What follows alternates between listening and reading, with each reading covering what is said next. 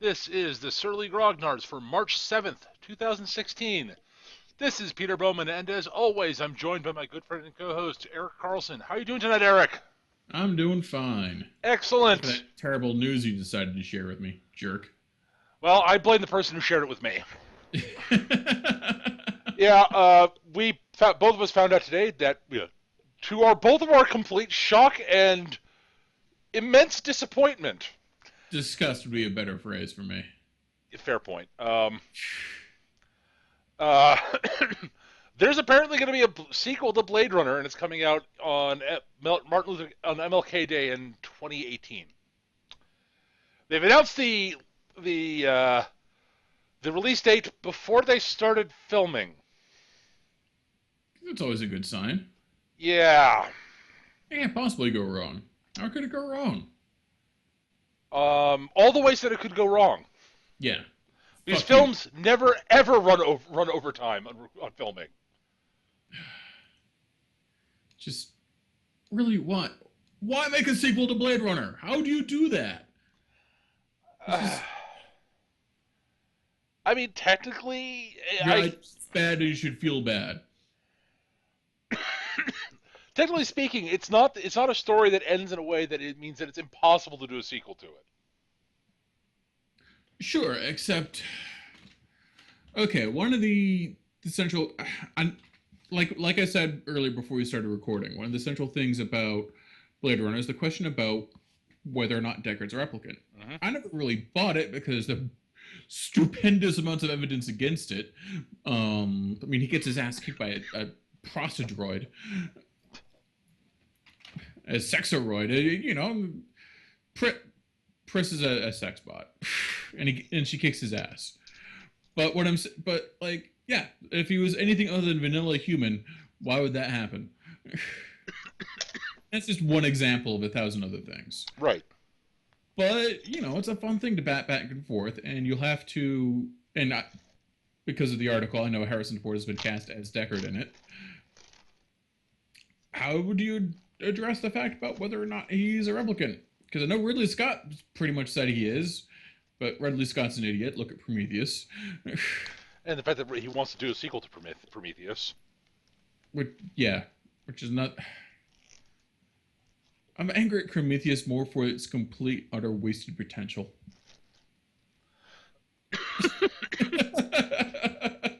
I still haven't seen it, so I can't comment on the quality of it. Um, The entire film revolves around very smart people making very stupid mistakes and being jerks to androids. right. I mean, like, profoundly stupid mistakes. Yep. Like,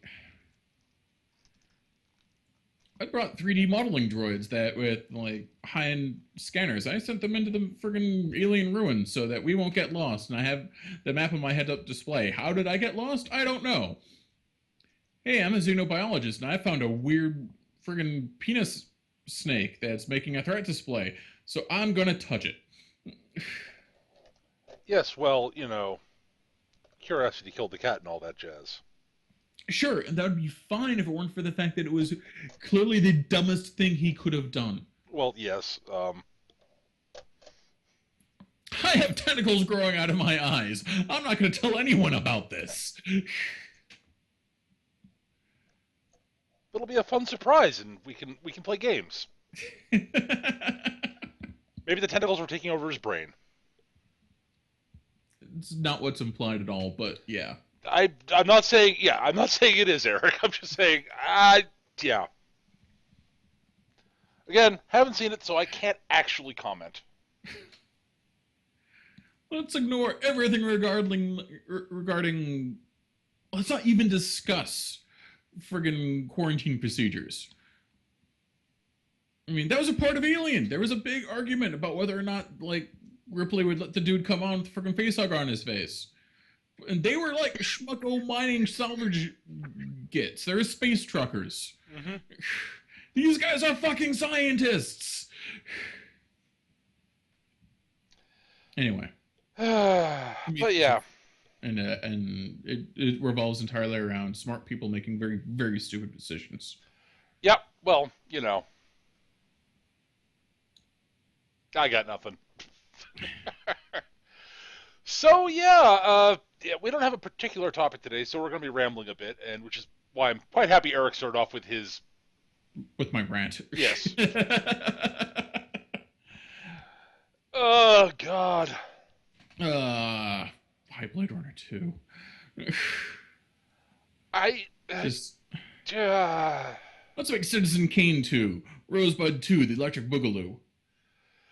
yeah. See, Citizen Kane I 2, Road to Rosebud.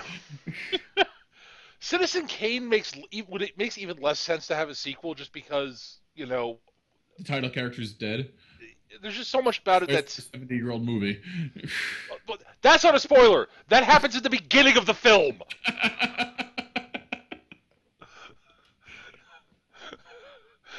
The movie starts with Kane dying. Yeah, I know. That's not a spoiler. But like that's a movie I stare at. Like I'm not sure what you could do to make a sequel with that. There's just nothing there to. I mean, we've already seen the story of Kane's life. We've seen his death. We there are no unanswered questions in that. There's nothing to follow up on. That's fine. That there's no way to do a sequel to that. They're plenty there. I mean, like so Oh, you they'll could try. They'll try because they're jerks and they hate me. no. You see, they'll remake Citizen Kane. They'll reimagine it. Where instead, Citizen Kane, instead of running for office, becomes a astronaut, I don't and know. he has to participate in the space roller derby to save the orphanage from Ridley Scott. That's stretching things a bit, but sure. Yeah, they don't do that sort. They don't. I don't think they'd go that far even in a reimagining. But yeah, I mean, like I'm just starting to think of like classic movies that but that like would make sense to have a sequel to them. Gone with the Wind. I guess I don't want to see it, but I guess Well, Gone with the Wind is a fairly overrated movie. yeah, yeah, it is. I would agree with that. It's spectacular looking. That's its sort of Yeah, main. It's shot very well, and great costume and oh god, yes, absolutely. production design. Like they knew what they were doing on the technical aspects. Oh yeah, The it's just let down. scripts, The script yeah, is the problem. yeah. But I think like you could theoretically do a sequel to Casablanca, for instance. Yeah. I wouldn't. I was gonna say the Wizard of Oz, but they did do a sequel to Wizard of Oz, and it was fucking awesome. And I'm like the only person on earth that likes it. Well, I mean, there were a bunch of novels that followed up that. I mean, Wizard of Oz is based on a novel, and there are a boatload of Wizard of Oz Yeah, Oz books. yeah. Return to Oz is fucking awesome. The movie, like the Wheelers are glam punk psychopaths in in sequin tuxedos, and yeah, it was creepy as all fuck. I can't say that I've seen it, so The Gnome King in The Ruby Slippers is fucking hilarious. That's all I'm gonna say. but yeah, the Wizard of Oz, yeah, but yeah, that's But I was just thinking about it, like uh, I don't know. I just keep looking at things like Casablanca and going, not sure you really could do it. I mean, like a lot of the big sort of classic movies, I look at them like they're a bunch of stuff like you can, as I said, that you could do. You could do a sequel, Sure. but you probably shouldn't. That's sort of how I feel about Blade Runner. Is yeah, Yeah. there's room there for a sequel, but It's part of the beauty of the movie is its ambiguities. yes. I could see telling a new story in the same universe. Like maybe instead of following a Blade Runner, you're following a runaway replicant. Sure. As they try to blend into society they don't actually know anything about, and they're constantly like terrified. That would be a good movie, actually. Like, yeah, they had the the the enhanced strength and endurance and reflexes and all that. But they're trying to blend into a society they don't know anything about. They're terrified of being found out, and the Blade Runner's coming to get them. That would be a good movie. I would watch that. Interesting. Yeah. And who knows? That could actually be what Blade Runner 2 is actually about. No, no, it's going to be about stupid. Well, sure. But, you know.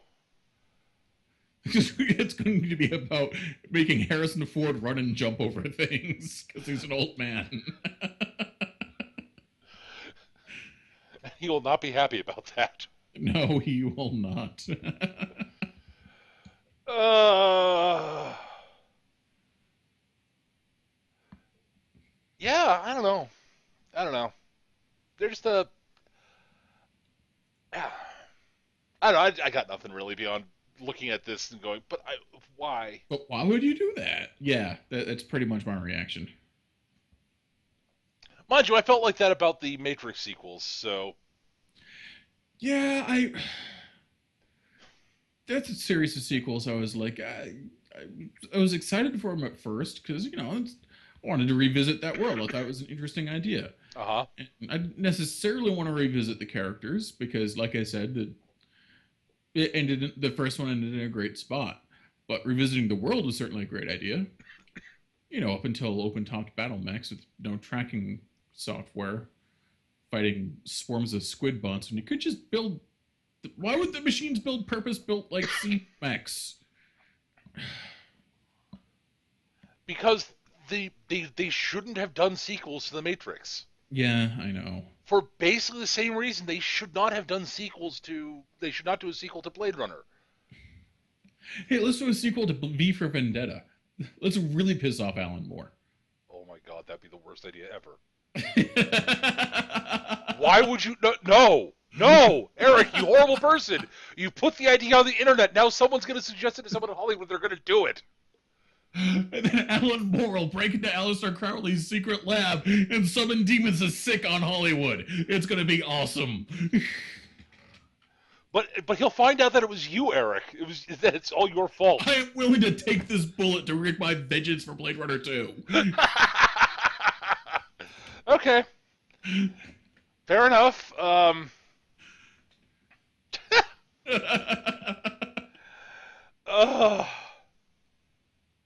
God, a sequel to V for. Yeah, you can't do it. I mean, you could, but it would be a terrible idea, and everyone would mock you for the very concept.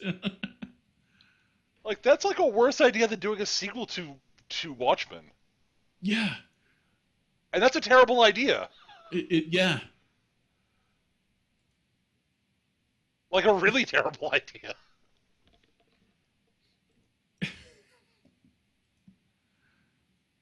I mean, God, yeah. Dude. Yeah, it's, yeah. All right, Eric, I actually have a question for you then, thinking about this. Sure. Aside from the movies we've already mentioned, is there any sort of big movie that you adore that you would like to see a sequel to? I'm curious. Pacific Rim. Okay. Like, That was hands easy. down. Pacific Rim. Like, that movie so deserves a fucking sequel. Or a prequel. I don't care. I want more mechs punching kaiju. All right.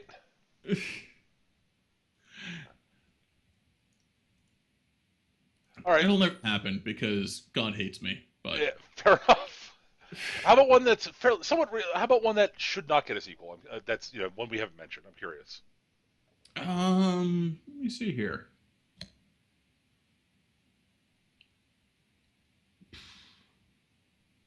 I'm not sure. I'm sure there's something in my head that I'm sure there's something, but I can't think of it off the top of my head.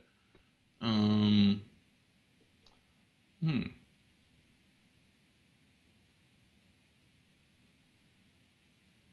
See, I would answer this question myself, but I have not seen enough movies recently that I can really.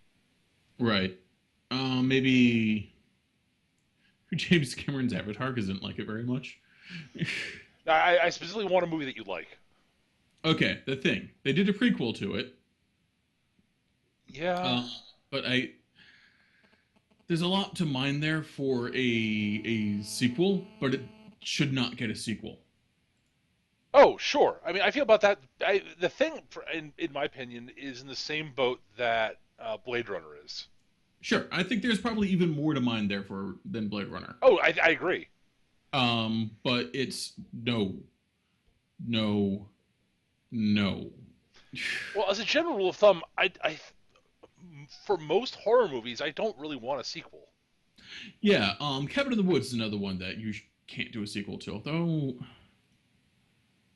I shouldn't say any more because there are people that haven't seen it, and that's a movie you really got to go in fresh for.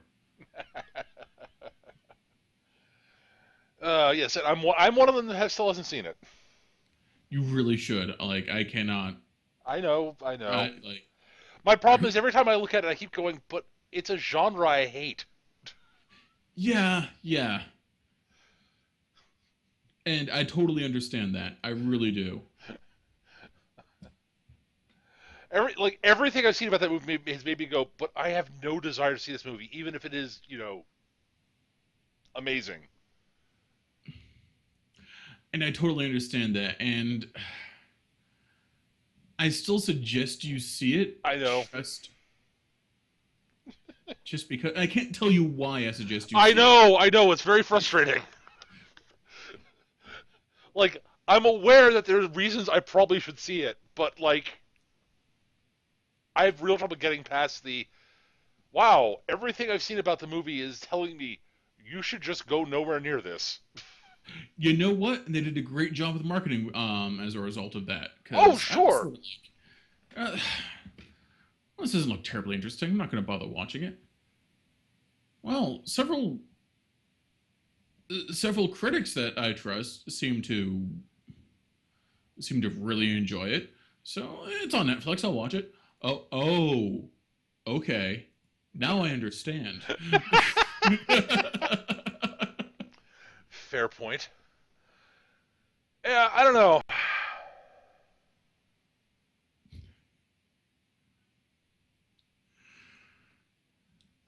Boy. Yeah. So, as unfortunately, we're gonna be a bit scattershot today. Yeah, yeah. We have no topic. I'm kind of tired today. I've been sort of, I was feeling kind of ill yesterday and feeling better today, but still feel Right. kind of run down. Uh, Like Madoka Magica. I could tell you want to see it in the first couple episodes. You're gonna be like, why the fuck does Eric like this? And yeah. yeah. Stuff happens. That said, I'm less against watching a very high quality magical girl anime series, especially if it's fairly short, than I Right. am to watching that style of horror movie. That what Cabin in the Woods is what it appears to be.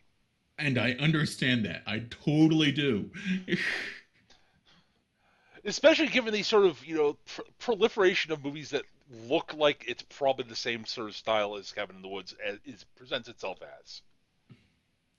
Exactly the point of the movie. I get that. I totally get that. And eventually I will watch it. I will make myself do it. But uh, speaking, as a random aside, the other night I was like, I feel like watching something funny and silly. So Okay. I was looking to see if a particular movie was on Netflix, and it wasn't. I was very sad. Okay. It was a Kentucky Fried Movie. Oh, that is a very funny movie. Particularly the last sketch. Just so much of that movie is wonderful. It's just unfortunate. It's one of those movies that I don't think could ever possibly be made today. No, there's no way that movie would ever get made today. Like, I look at that. I look at that. I look at Amazon Women on the Moon, which is clearly the spiritual successor to it. I haven't seen that. You haven't seen Amazon Women on the Moon? No. With a title like that, I clearly should have. Oh my God! It's very similar. Sort of. It's stylistically very similar to Kentucky Fried Movie. It's a Okay. bunch of individual short bits. In theory, with the linking device of basically the linking device is effectively there's this dude who is scanning. Like it starts off with him sort of scanning like late night TV and landing on this cheap 50s sci-fi movie, Amazon Women on the Moon. Right. And then it sort of has stuff that links it together, and it's quite funny. I would say I think Kentucky Fried Movie is probably slightly better, but oh my god, they're both wonderful, and they're both really really silly and irreverent, and so would not work today. Right. Right. And that's and then probably try to make it meta or Oh, that's the thing is like I think a lot of filmmakers, a lot of people who do film and do humor in film wouldn't approach it the same way they approach it in those two movies. mm, And I think even the people who do absurdist humor would probably take it a bit too far in the wrong directions. yeah. Like we have some great absurdists out there, but they tend to be a little brutal. I mean, let's look at Rick and Morty. Great absurdist humor. I love that show, but it's kind of brutal. Yeah, as I said, my biggest problem with Rick and Morty is honestly the humor. I want to be more amused by it than I am, largely because they tend to stand their jokes a beat and a half too long for me. And I can understand that. And it's like, ah, I was amused by this joke, but you kept going. Why did you keep going? Ugh. I mean, especially the commercial episodes, which I think are the episodes where they're watching TV. Those are my Oh, right, right. the TV parts of those just cause me so much, just infuriate me so much And I totally understand that. that I can't appreciate the rest of the episode. That I totally get. And we've had this discussion because Yeah. I enjoy the commercial episodes. Clearly the animator is going, what the fuck are we supposed to do with this bullshit? Right. Plus some really great character stuff going on with everyone that's not actively watching TV. Right. Whereas the writing on it makes me want to get up and strangle the writers. Just like, oh my god, you're not funny. This is not funny. Why is this on the screen? Ah, I hate you. But they're two brothers, and they need to fight the aliens because they're brothers, and they're also cops. And Yes. And that joke is good for the first 15 seconds. yeah, And it stays there for another 30. yeah, yeah. There's something about the way there's something about the way a lot of absurdist humorists do their work today. They just have this bad habit of staying on their jokes a beat to a beat and a half too long. In my personal opinion, it's again, and this is entirely my sense of humor. And I mean, for me, the pinnacle of absurdist humor is still Monty Python. Well, yeah, it's Monty fucking Python. Right. But you compare their comic timing is much more. I'm trying to decide. I'm not trying to describe it because they do stay on jokes a long time sometimes, but they tend to make it work. Hmm. I mean, and I could totally see the Python guys loving Rick and Morty to death. I totally Oh could. yeah. I think they probably do, honestly. I would. They hate it. In the No. same way Joe hates Weird Al Yankovic.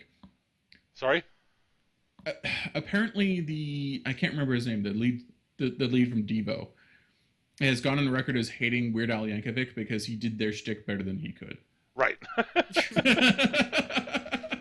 I think that was. I don't think it's so much that he hates Weird Al so much as he's infuriated by the fact that Weird Al did that. It's like, God damn it! It was high. It was backhanded high praise of the best kind. Yes. Dare to Be Stupid is the perfect Devo song. It really is. It's literally the perfect Devo song. And but yeah, Rick and Morty, God, I want to like that show.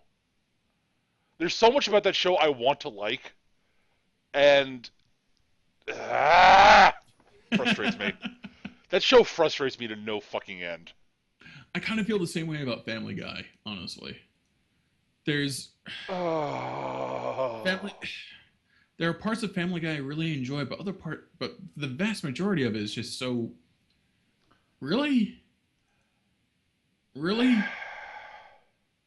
The thing is, I've got other Seth MacFarlane shows that do what I like about Family Guy better. For example, American Dad. American Dad, that is the most. I'm going to say this. I've said this before, but American Dad and Family Guy have this amazingly bizarre relationship Yeah. in which the first season of Family Guy is brilliant, in my opinion. I Yes. thought it was fantastic, and then it rapidly went downhill. The first season to season and a half of American Dad is awful. It's ass. Absolutely. I agree with you entirely. And But then it's fucking somewhere along the way, McFarlane stumbled into something that was good, for the most part. There, I mean, American Dad has some serious clunkers. Like, Yes. oh my god, like it just misses constant. Like, it's not a consistently good show. But when it's good, But it's when it's great. good. It's really good. Yes. And Much Modern Family. episodes focusing on the CIA director because some of the shit that comes out of Patrick Stewart's mouth for that is fucking hilarious. Yeah, basically, I think the episodes where they don't overplay Roger and that's their biggest the biggest problem that Family Guy had that sorry American Dad has is when they overuse Roger. Yes. Roger is great in small doses, but like it's sort of like that's the problem Family Guy has honestly is that all their characters are really good in small doses. Yeah, they don't really have anyone that they can focus on for too long. Otherwise, you want it like it's like Like yeah. the best part about Family Guy is the Brian Stewie dynamic, and that can wear thin pretty quickly too. Oh god, yeah, it wears thin really fast sometimes. Every now and then you'll have an episode like the one where Brian runs off to meet his family and they have to Yeah. and Stewie and he end up having to ride the rails back. Yeah, and that's That's a good episode. Kidnap his stuffed mom that they turned into an end table. Right. But like that has the amazing musical number on the train. Right. Also, the bit with where they're running with the illegal immigrant farm workers. Yes. And the one guy has the one line he can speak in English, and the one sentence he can speak in English. Oh, except for this one explaining that sentence. Okay. Yamo Brian, that was good, but you don't need the me in there. It's implied. Just Yamo Brian. Oh, great, you speak English. No, just that just that one speech and the second one explaining it. What? Okay. That is brilliant. That is a brilliantly silly. That is a great bit of absurdist humor right there. Yes, that is a beautiful piece of absurdist humor. I love that. It's clever, it's witty. But oh god. Then there's 90% of Family Guy. yeah, the rest of Family Guy's just awful. It's unfortunate because it had so much potential to be brilliant, and it's just. And honestly, Family Guy, I swear, American Dad is pretty much the only thing by McFarlane I've seen that I actually like as a whole. Yes. Like everything else I I've haven't seen. seen Ted yet. I've heard mixed things about Ted. I've heard very little good about Ted. Okay. Personally, I tried watching the Cleveland Show. Oh God, no. Yeah. That's like Family Guy except terrible. It had a bear. Bears are cool. Yeah. But yeah, like I'm not the biggest fan of absurdist humor to begin with. I mean, you know this. Yeah, I'm a much bigger fan of it than you are. Like I love Monty Python to death, but that's because I think part of it is because I grew up with it, and I think I partially sort of expect absurdist like things that are sort of doing absurdist humor to be of at least that quality, and that's not a fair comparison. No, that's not. That really isn't. I know, but that's the way my brain's wired, and like I've also just been exposed to so much bad absurdist humor. Oh yeah, there's plenty of bad absurdist humor out there. There's plenty of bad everything out there. Well, I know, but it's just like I keep running this stuff like on this like, a lot of this stuff like stuff on our Adult Swim. Yeah. Was desperately trying to be like, ha, we're low budget absurdist humor. Yeah, your budget's not your problem, folks. It's your writing. Looking at Squidbillies, That's which not even the is worst one of the bunch. no, 12-ounce mouse is the worst one of the bunch. Yes, yes, absolutely. Followed closely by anything involving Tim and Eric. Yeah, yeah. Fuck those two. I Here's the weird thing about Tim and Eric. I feel like I should enjoy their stuff, but it does worse than fall flat. It's irritating. Yeah. Well, they have the same problem that I have with with Rick and Morty, except that they have nothing backing it up. Yeah. They stay on their jokes too long, and they don't have any charisma to back it. Like the two of them are infuriating. Yes. I don't find either of them like there's like wow, I don't like either of you. Like there's nothing about your delivery I find enjoyable. The words that are coming mouth make me. Their briefly lived show, Tom Goes the Mayor, was Oh, after about half a pint of whiskey. oh. Um, and that was because they weren't actually on the screen. That helps. That helps. I will admit. And it also just, I the bit where they set out bear traps to catch the roving bears, and instead a bunch of children get stuck in it. That cracks me up. Okay, I can see why you'd find that funny, and I probably would have chuckled at it if I was in the right frame of mind. But like everything else I've seen of theirs, I look at them like what? Yeah, yeah, This is supposed. Why are like there are a bunch of shows that like otherwise they're like Tim and Eric are one of the ones that I think most people I know agree is shit. yeah. Like, but like there's a bunch of stuff on Adult Swim. I look at them like I don't get. There are people whom I consider intelligent people with good sense of humor who find this funny, and I don't understand it. Um, Like most of Aqua Teen Hunger Force, I don't get why people find that funny. Aqua Teen Hunger Force is a crap shot. Like every time, it's a crap shot. It's either going to piss you off or crack you up. That's been my experience with it. Um, I usually just end up sitting there looking at the screen, going, "Why is this televised?" like that my experience is there's about a 50-50 chance you're going to be offended, not because the the material is offensive, but that the show thinks so little of you. And the other half of the time you're like, this is much funnier than it has any right to be. And that's my reaction to Aqua Teen Hunger Force.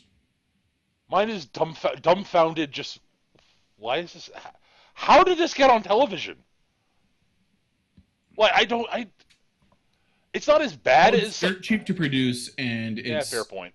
it's dirt cheap to produce, and even for like a 50% hit rate with the target audience, it's still better than a lot of other shit they've got. Yeah, that's the depressing thing. Like how like 12-ounce mouse is the all-time. How Yeah, how I mean this they have to be paying Cartoon Network to show this to let them show this. it really was just the biggest pile of shit. I mean, I've got no love for Squidbillies. Squidbillies is just It's vile. bad. It's Yeah. bad. And again, not because it's offensive, whatever, but because it's fucking just bad.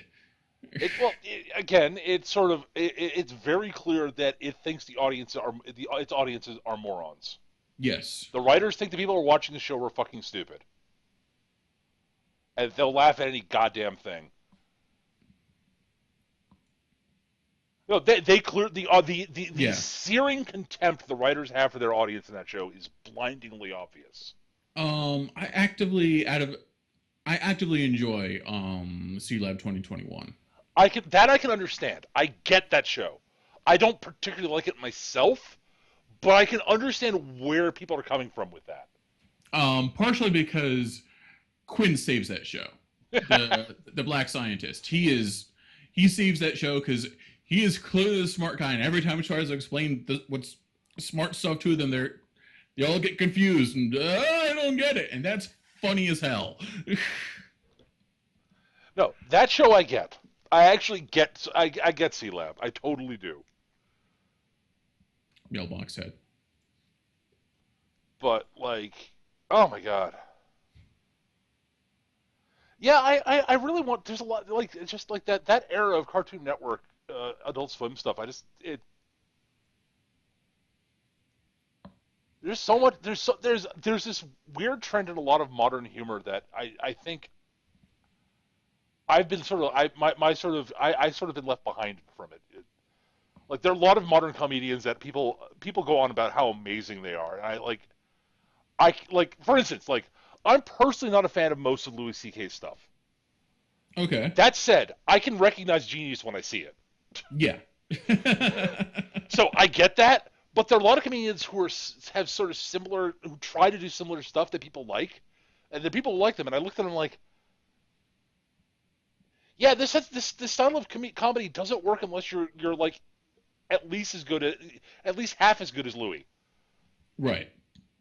And you're not. No, No, I get that. like they're just it's really like and so but that's leaked into a lot of like television.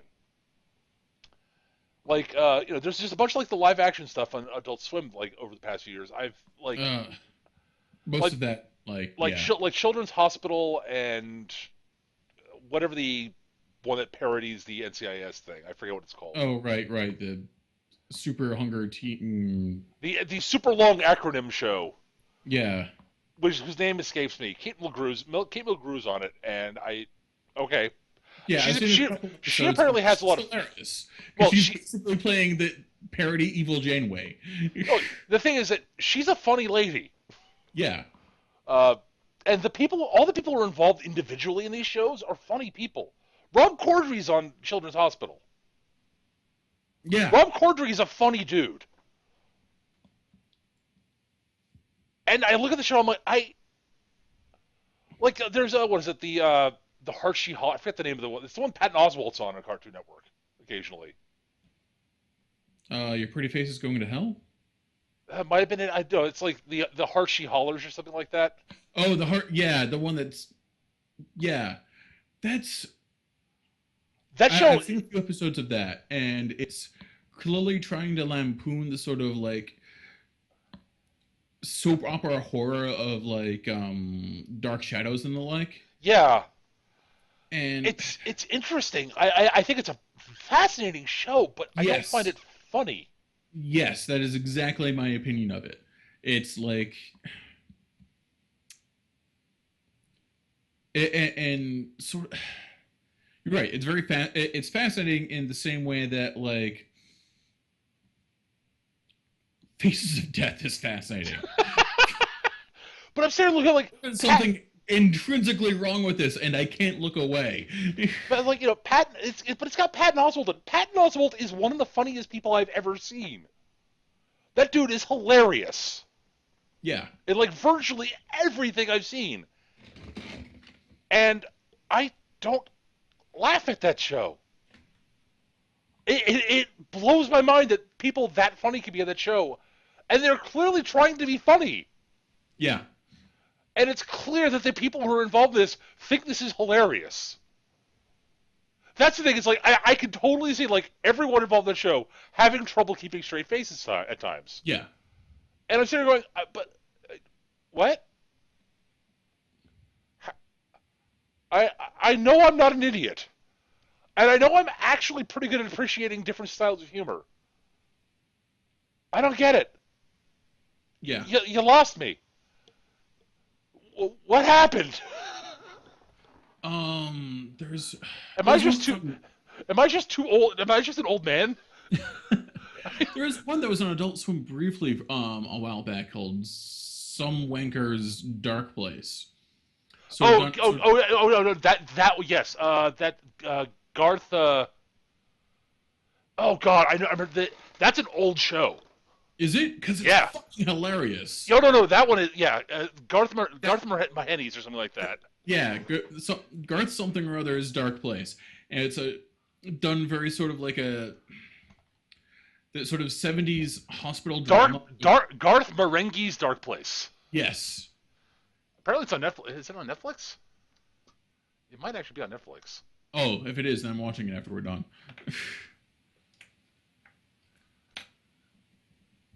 Well, it's done at that sort of 70s horror, like hospital anthology, and it's fucking hilarious. I've not watched much of it, so I don't know. Damn these monkey hands! He's No, literally. it's not on Netflix, sadly. Oh, that's a shame. I just looked it up. I'm sure it's somewhere I can find. Yeah. I'm just look up when this aired. It's not that old, but it came out in 2004. Okay.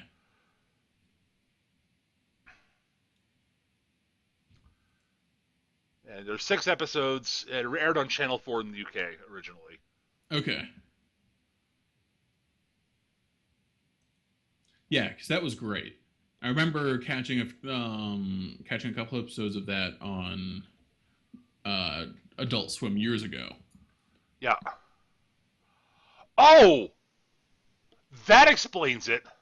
Hmm. Do you know who wrote and directed it? Who? Richard Iade. I know that name. I know that name. The IT Squad. The IT crowd. Oh! Moss. He's actually in it. Yeah, it's Moss. The guy who plays Moss. Yeah, he's actually in it now that you mention it. Yeah. Yeah, no wonder that was great. I was just looking at like directed by Richard Iade, starring Richard Iade, Matt Berry, Matthew Holness, Alice Lowe. Directed by Richard Iade, written by Richard Iade and Matthew Holness, created by Richard Iade and Matthew Holness. I'm like, oh, okay. I mean, he's hilarious. Yeah, he's great. Oh my god.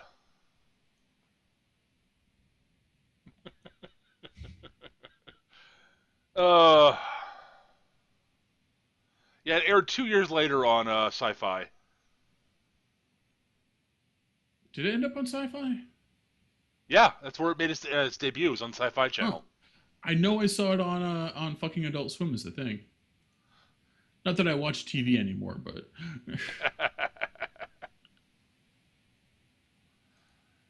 yeah, the internet has ruined me for. I could just watch whatever I want when you want to, whenever I want. I'm not bound by your rules anymore, television. Yeah.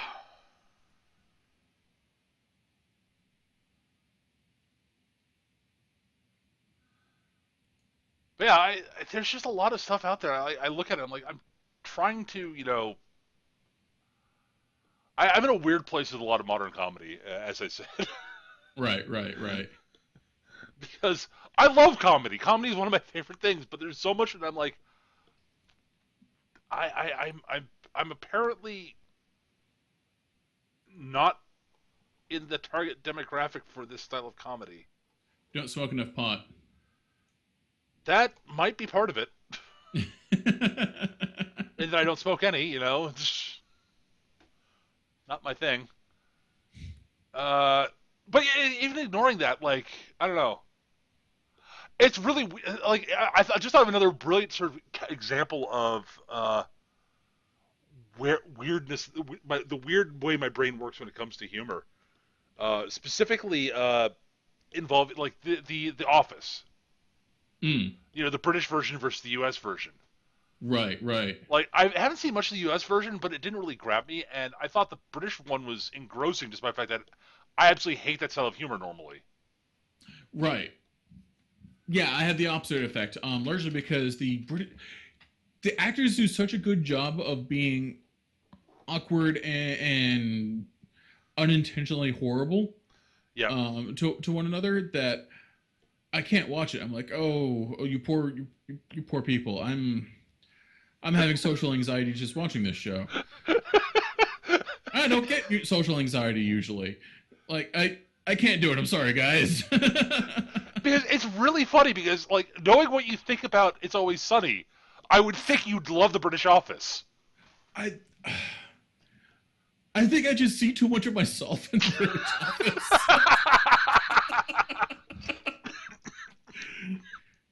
But yeah, that was one of those reasons. Like, I was like, I knew that you didn't like the British Office because of that, and then you mentioned that you love It's Always Sunny in Philadelphia, and my brain went, what?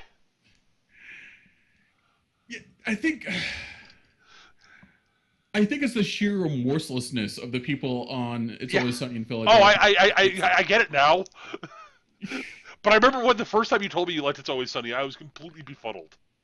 Like, what? But what? That makes no sense to me. I know Eric didn't like the British Office, and it's a similar style of humor. What? Oh, it's that they didn't take it far enough in the British Office. Yes, they did not take it far enough. At some point, it cracks that believability into like vicious absurdity, and then it becomes hilarious. Right. The British Office is too realistic. Yes. I get it. I totally get it. And the funny thing is, I'm not even a big fan of what's his name? I can't remember his name all of a sudden. Ricky Gervais. Yeah, Ricky Gervais. I'm not a big fan of him as a comedian. I mean, he's not bad. Nothing wrong with him. Well, I can understand why people don't enjoy his comedy. I totally get it. But not my favorite comedian. He's all right. I don't think he's the bestest, but he's all right. Oh, amusingly, I do have to share this. That just mentioning Gervais reminded me of this. Talking about comedy reminded me of this. I came across a while ago on YouTube. Just stumbled across this. Someone uploaded it, so it's up there, not legally. I don't know if it's still there or not. Right. But this special that they did on HBO, where they sat there, Gervais basically was quote hosting it, and it was Ricky Gervais, Jerry Seinfeld, Chris Rock, and Louis C.K. talking about comedy. That talking about stand-up comedy for like 45 minutes. And it's amazing. It's like literally one of the most amazing things, like looks into comedy that I've seen. And just because they all have very there's certain similarities between all of them, and certain differences also. Right. And like Jerry actually tells a story about when he decided he was going to work clean and just not use any curse words on stage ever again. Right. And it's a fascinating story. I don't want to spoil it because it's worth watching it if you can. Yeah. I mean, I'm not a fan of Jerry Seinfeld at all. But like you said, I recognize genius when I see it. Right, exactly. Well, it's like watching like the level to which the other three like just immensely respect and love Jerry is really interesting.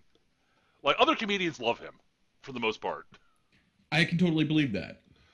It's almost like every comedian loves Louis C.K. I mean, yeah, and they should because the three of them other than I can't remember his name. Gervais. Right. I can definitely say that Chris Rock, Jerry Seinfeld, and Louis C.K. are all fucking geniuses. Absolutely, I agree with that 100%. They are all very funny men. They're all brilliant comedians. Like, and the other thing is like interesting, like looking at like there's certain terminology some of them use that others will not. Mm. And there's some overlap between them that you wouldn't expect. I need to watch more Louis C.K. honestly. Louis C.K. he's a really smart comedian. Yes, and that's usually exactly the kind of comedy I like. Oh, I agree. Yeah, I know. Louis is dumb as a fucking stump or really smart for me to find you funny. I love Louis. I have a lot of respect for Louis C.K. and I enjoy him. I don't like him as much as I think I should. He's one of those comedians. He's a comedian. I'm like, wow. I want to find you funnier than I do, and I don't know why I don't. I understand that. That's it's kind of my opinion on Bob Dylan. Oh yeah, exactly. Yeah, yep. Again, you can recognize genius when you see it. Yes. I know he's a genius. I think he's one of the best songwriters out there, because whenever I hear someone else sing a song that he's written or perform a song that he's written, it's fucking amazing. Can't stand the man himself. Sort of like how I feel about Tarantino. Yeah. It's like, oh my god, like Reservoir Dogs is one of the most brilliantly shot movies I've ever seen. Like, there's Yeah. so much about Reservoir Dogs I think is absolutely fucking amazing. I hate that movie.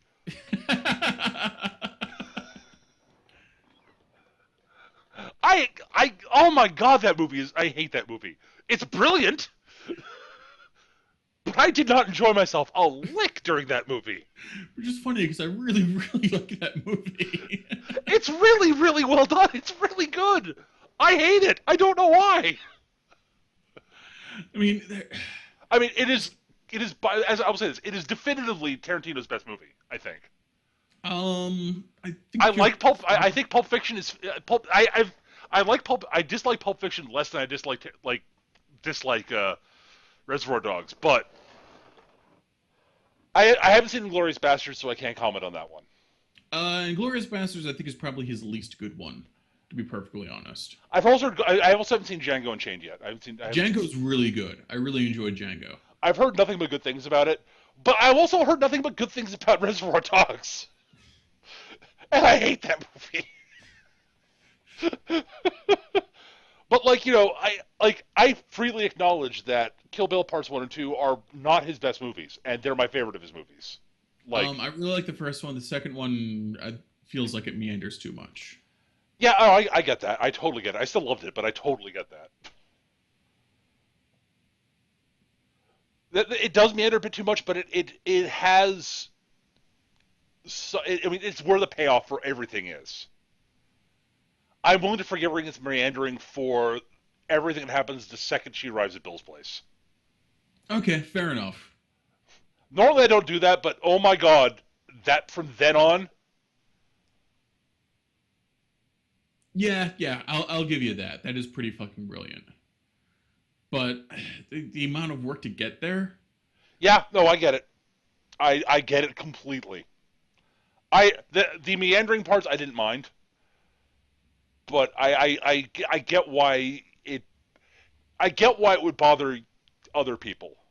Yeah, like it feels like work to get to the good part. But And I come mean, on, Tarantino. I know you don't need to make me work to get the good part. There's some, and that's the problem. It's because it's Tarantino. Clearly, a Tarantino movie. It's got his fingerprints all over it, and he's not the kind of guy that makes you work to get to the good parts. well, that's the thing is what he's doing. I know why it feels like work to you, Eric. It's because the parts that feel like they're meandering are the genres of movies that he's paying homage to that you don't enjoy. Yeah, fair enough. And that's the thing about Kill Bill is every sort of chapter is homage to a different style of movie. So I like I'm get like you like Grindhouse, right? Yeah, There's right there. Like yeah, everything in the first one is something that's right up your alley.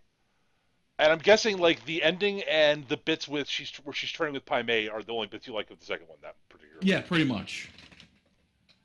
Yeah, pretty much. Um, the bit between what's her fuck between the one-eyed girl in the trailer. Daryl Hannah. Yep. Daryl Hannah. Yes, thank you. I can't remember I was trying to remember the character's name. I just can't. Oh, the character's name I can't remember either. Yeah, but that's also great. Oh, it's fantastic. Right down to where she plucks out her eye, her other eye, and steps on it. Yep. I know. It's very much a sort of classic grindhouse / horror bit. Yeah, absolutely. And I think I also really enjoy the confrontation between her and Bud, seeing Bud's Yeah, I wanted to like that, and I could see that it was good, but I didn't enjoy it. Yep. Yeah, as I said, it's I find Kill Bill Parts 1 and 2 endlessly fascinating, and I enjoyed it immensely. But I totally get why people might not. Yeah. And I totally acknowledge it's not Tarantino's best work. Which as I said, I still personally feel the stuff I've seen is Reservoir Dogs. I probably I would have to watch it and some of his other films again to be sure, but I think you're probably right. Like as I said, I acknowledge a lot of the good stuff in Pulp Fiction, but I don't think it's as tight a movie as Reservoir Dogs is. Yeah, I would agree with that entirely. It's not as tight. And again, I can't compare it to Django Unchained because I haven't seen it.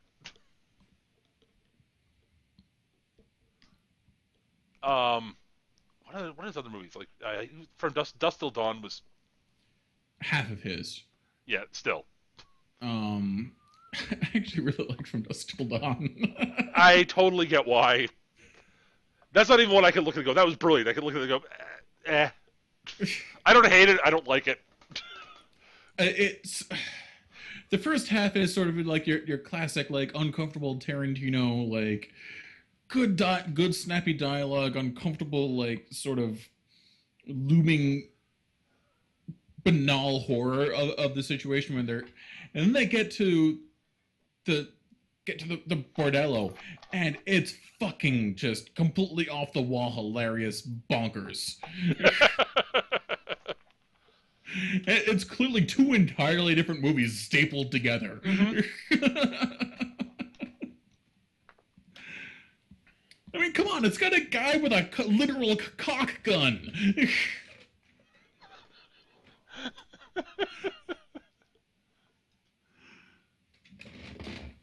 Oh God,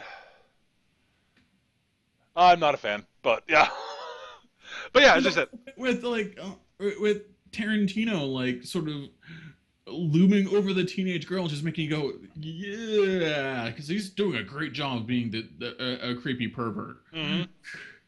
And it's just like it makes your skin crawl and it tells you everything you need to know about his character. And then he dies horribly. It's awesome and hilarious. Because Tarantino isn't allowed to live through his own movies.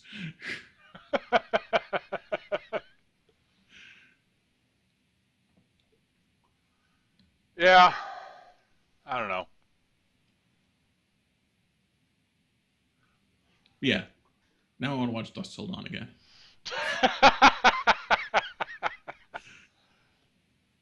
As I said, I want to watch Kentucky Fried Movie, but right. Yeah. Not on Netflix. God damn it. Actually, I wonder if Amazon Women the Moon's on Netflix. That would be a good second option for that. Mm. Probably not because you want it to be.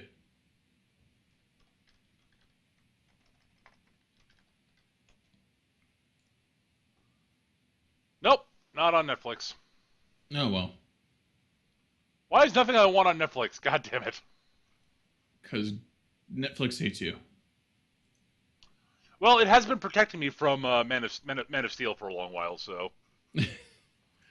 You're gonna have to watch that at some point for no other reason than you can feel my pain. Because you will probably hate it more than I do. But you see, Eric, here's the beauty of it. I've stated my reasons, how I'm willing to watch it. And the second it is easy for me to do so, I will do it. But no, I'm not going out of my way to watch this movie. No, I'm really tempted to torrent it and then put it in a Dropbox for you. See, I'd have to download it. That's effort.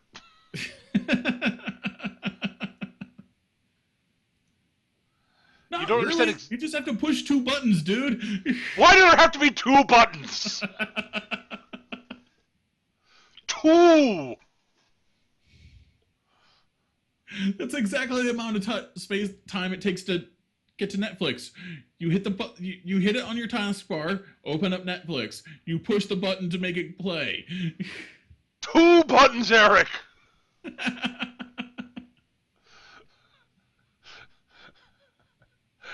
Eric, you have to remember, I don't want to watch this movie. I know. So I'm trying to find ways to make sure I don't. It's terrible. It really is. Oh, God. Yeah. I don't know why people would like. I don't know why people like that movie. I honestly don't know why people like that movie. There are people who do. I know. And I honestly, I don't get it. Do not grok. Yeah.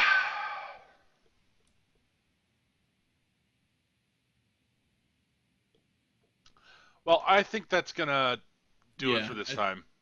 It's been about an hour. We've rambled on about a little bit of everything, honestly. But anyways, that's going to do it for this week. Thank you, everybody, for listening. I hope you enjoyed the show. This is one of our We Have No Topic, and Yeah. Yeah, pretty much. This is one of Uh, us just rambling. We ended up on movies a lot. yeah. Well, at any rate, that's going to do it for this week. Normally, we save time at the end of each episode to answer viewer questions. We didn't this week because we rambled for hours about movies and comedy. Uh, Right. but if you do have viewer questions, do have questions you'd like us to answer on the show, please do let us know. You can either email them to us. Our email address is surlygrognards@yahoo.com, surlygrognards @yahoo.com. Or you can post them on our forums, which you can find at mechagm.forumer.com. Or if you're listening to this on YouTube, whenever I'm able to get this up onto YouTube, uh, you can leave us a comment there in the comments. Leave us questions in there in the comments. Talking's hard. Uh, Stupid language. yeah. If you got feedback for us, ways we can make the show better, constructive criticism, etc., let us know. Same places, email, forums, YouTube comments, whatever. And if you've got show topic suggestions for us, we also love those to pieces. Oh God, we love those to pieces. We really, really do. So send them to us. We got places for you to send them to. Again, email, forums, Yes. YouTube comments. All those places. We record the show on Monday nights.